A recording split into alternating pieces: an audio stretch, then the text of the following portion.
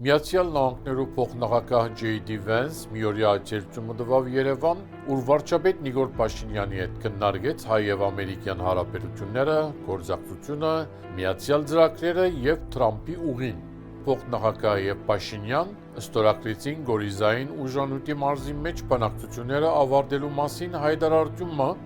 Վենսի այս այցելությամբ նաև հաստատվեցավ, որ Հայաստան պիտի ներածի ամերիկյան Nvidia ընկերության արդարացած քերհզոր չիպերը, որոնք պիտի գործածվին արհեստական բանականության քեր համագարկիչներու կենտրոն կառուցելու համար։ Հանդիպումեն ետկայացած մամլո միացյալ ասուլիսին ընթացքին Վենս հայտարարեց, որ